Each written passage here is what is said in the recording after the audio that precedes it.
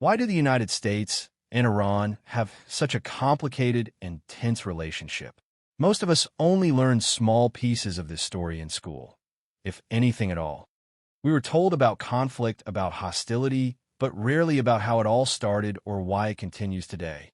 The truth is, the history between these two nations is filled with twists that are often left out of the classroom. And once you know the full story, today's news will suddenly make a lot more sense. So stick with me until the end of this video, because by then you'll understand the hidden history of the US and Iran in a way most people never do. For much of the early 20th century, the relationship between the United States and Iran looked nothing like the one we see today. In fact, the two countries were on surprisingly good terms. Iran was not yet the center of international controversy. Instead, it was a nation with deep history and rich culture, trying to modernize and find its place in a world dominated by powerful Western nations. And the United States, unlike Britain or Russia, was not seen as an empire that had directly exploited Iran. This gave Americans an advantage. Iranians viewed them with a certain level of trust. Iran's story with the West largely began with oil. Beneath its soil lay massive reserves that foreign companies wanted to control. For decades, the British dominated Iran's oil industry through the Anglo-Iranian Oil Company, which later became British Petroleum, or BP. The profits from Iranian oil largely flowed out of the country, leaving ordinary Iranians with very little benefit. Still, at this stage, the United States was not seen as the main player in these dealings. If anything, Americans were perceived as more neutral, not carrying the same baggage of colonial exploitation. In the 1940s, as World War II ended, Iran became more important to Washington. The Cold War was beginning, and the U.S. saw the Middle East as a key region in its global rivalry with the Soviet Union. Iran, sitting right on the Soviet border, became strategically valuable. If Iran leaned toward Moscow, it could shift the balance of power. If Iran leaned toward Washington, it could serve as a strong barrier against Soviet expansion. During this time, the Shah of Iran, Mohammad Reza Pahlavi, was on the throne. He was young and inexperienced, but determined to modernize his country. America began to support him as a partner. Iran bought weapons from the U.S., sent students to American universities, and received aid through programs meant to strengthen allies. Many Iranian elites admired American technology and culture. On the surface, the relationship looked promising, but beneath the surface, tensions were building. Ordinary Iranians were frustrated that their nation's oil wealth was still slipping away into foreign hands. They wanted independence from outside powers. They wanted a fair share of their own resources. This feeling of resentment slowly grew into a political movement that demanded real change. It's important to pause here because most schools skip this part.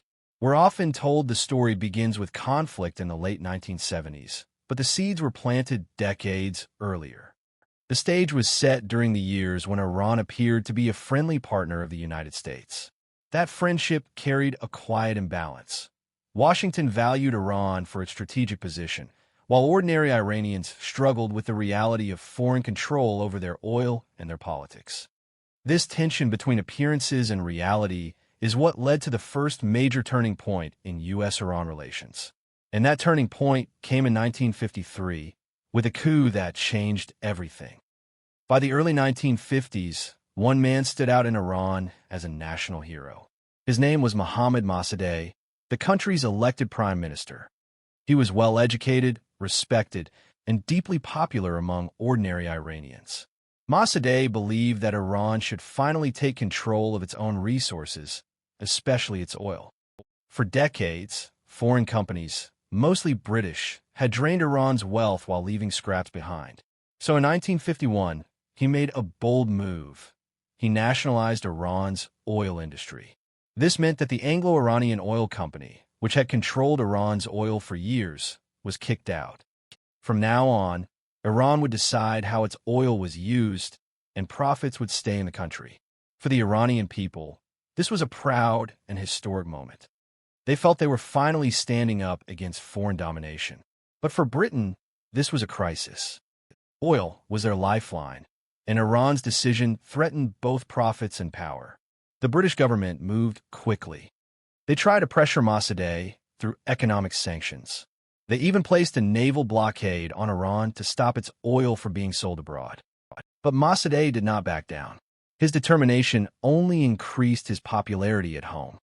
This is where the United States entered the story. At first, Washington had a mixed view. Some American officials admired Mossadegh's democratic spirit. After all, he was chosen by the people and was fighting for national independence. But the Cold War mindset quickly changed everything. U.S. leaders feared that the instability in Iran could open the door for communist influence. The Soviet Union was right next door, and in Washington's eyes, almost any nationalist movement could be twisted into a communist threat. By 1953, the decision was made. The CIA, working with British intelligence, organized a covert operation to remove Mossadegh. The plan was simple: spread propaganda, stir protests, bribe politicians, and turn the military against the prime minister. Over a series of chaotic days, the streets of Tehran filled with demonstrations. Some were genuine, but many were fueled with foreign money and planning. Eventually, the military stepped in, Mossadegh was arrested, and the Shah, who had briefly fled the country, was brought back to power. For Americans at the time, this was seen as a victory. They believed they had stopped Iran from slipping into Soviet hands. The Shah was a loyal ally, and oil interests were once again secure. But for Iranians, the coup was a deep wound. A democratic leader who tried to reclaim the nation's resources was crushed by outside powers. The memory of 1953 became a symbol of betrayal, and it planted a seed of distrust that has never gone away. This single event reshaped the U.S.-Iran relationship. From then on, Washington would back the Shah with money, weapons, and political support. And while Iran modernized in many ways, it also entered a period of repression that fueled more anger among its people. The coup of 1953 was not just a turning point. It was the beginning of a story that explains why so many Iranians later rose up against both the Shah and the United States. After the 1953 coup, the Shah of Iran, Mohammad Reza Pahlavi, returned to power with strong support from the United States and Britain. From that moment forward, he ruled not just as a monarch, but as a key ally in Washington's Cold War strategy. To the West, the Shah was a symbol of stability. To many Iranians, however, he became the face of foreign interference. At first, the Shah promised progress. He launched what was called the White Revolution in the 1960s, a series of reforms meant to modernize Iran. Land was taken from large landlords and given to peasants. Women were granted more rights, including the ability to vote. Education expanded, cities grew rapidly, and Iran began to look like a country racing toward the modern world. On the surface, these changes seemed impressive. The Shah often spoke of turning Iran into a powerful, wealthy nation that could rival the West. But modernization came at a heavy cost. While some benefited, many others were left behind. The gap between rich and poor grew wider. Wealth flowed to the Shah's inner circle and those close to the monarchy, while ordinary workers often struggled. More than that, the Shah ruled with an iron fist. His regime created a secret police force known as SAVAK, trained with help from the CIA and Israel's Mossad.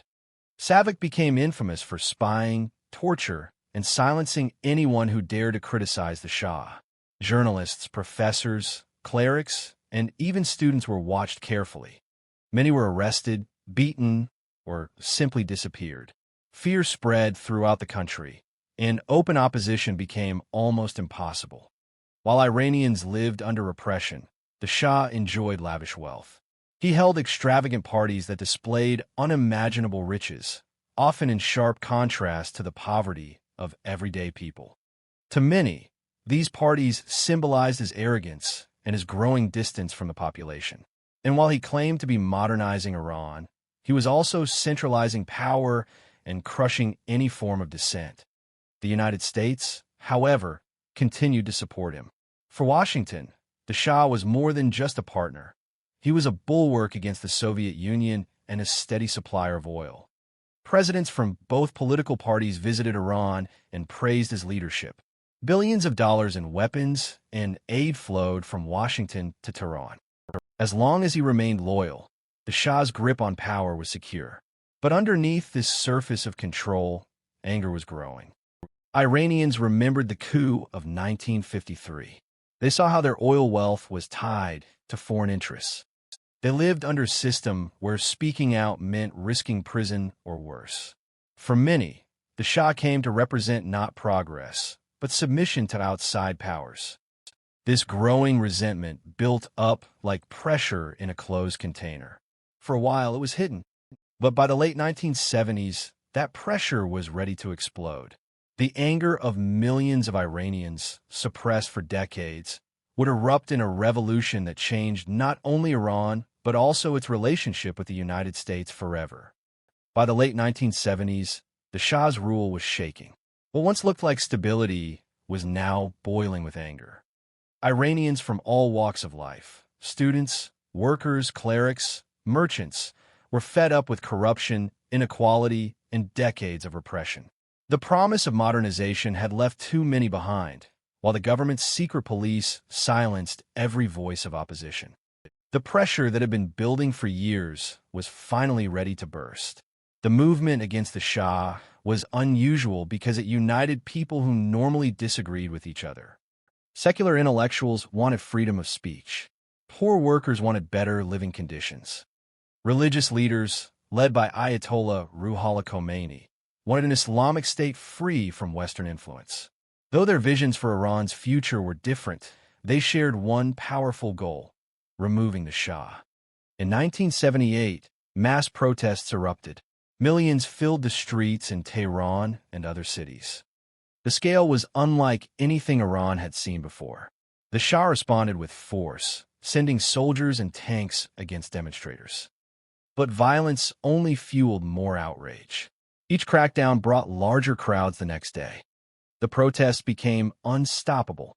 Ayatollah Khomeini, who had been living in exile, became the spiritual figure of the revolution.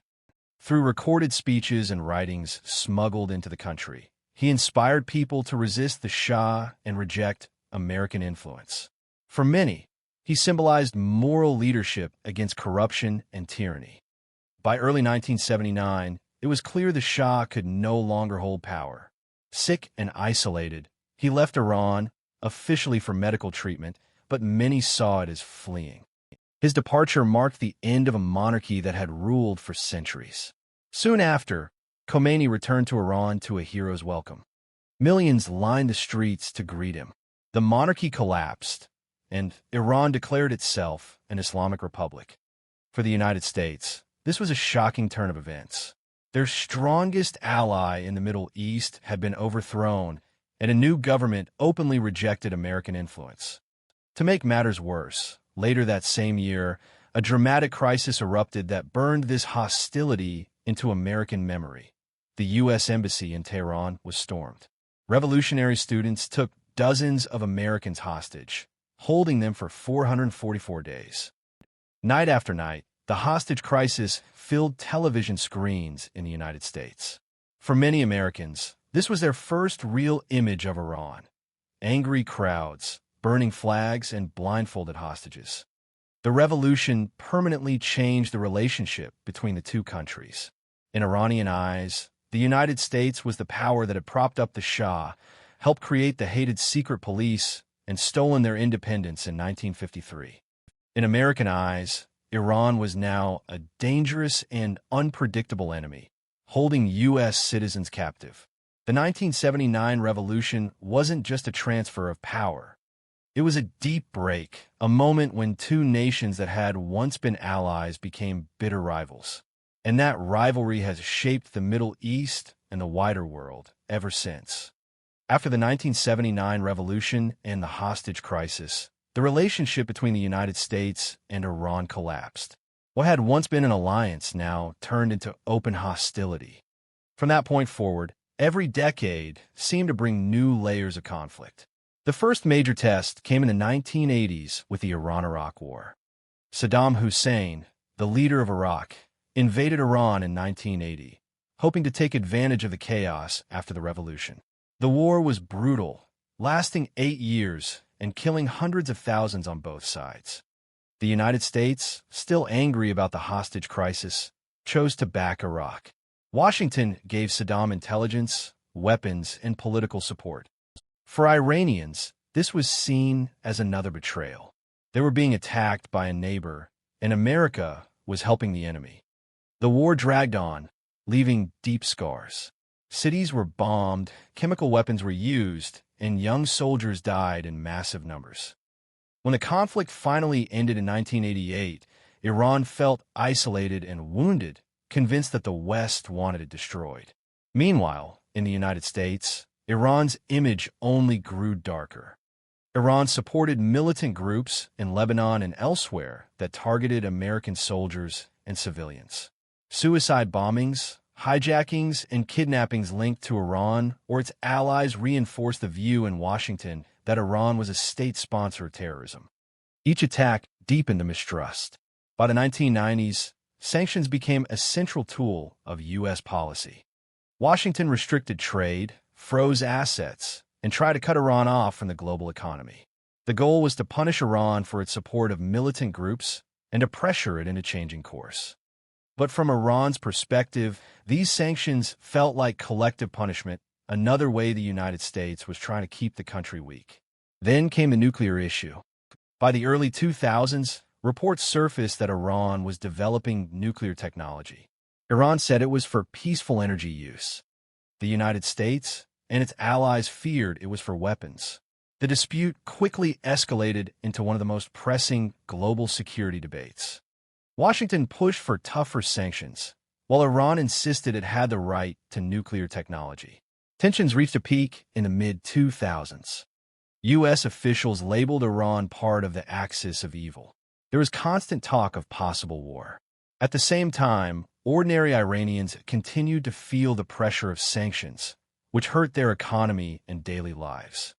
In 2015, there was a rare moment of hope. The U.S. and other world powers signed the Joint Comprehensive Plan of Action, also known as the Iran nuclear deal. Iran agreed to limit its nuclear program in exchange for relief from sanctions. For a brief period, it looked like relations might improve. But that hope faded when the United States pulled out of the deal in 2018, reimposing harsh sanctions. Iran responded by restarting parts of its nuclear program, and the cycle of mistrust continued. For over 4 decades, the U.S. and Iran have been locked in this struggle. Wars, sanctions, terrorism, nuclear disputes. Each side sees itself as the victim. Each side views the other as the aggressor. And the history of conflict only makes it harder to build trust today. The story of the U.S. and Iran is not just history. It still shapes our world today. Every headline about the Middle East, every discussion about nuclear weapons, every moment of tension in the Persian Gulf, almost all of it connects back to this complicated past.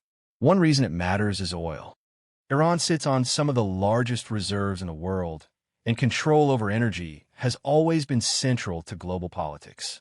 The United States depends less on Middle Eastern oil now, but many of its allies still do.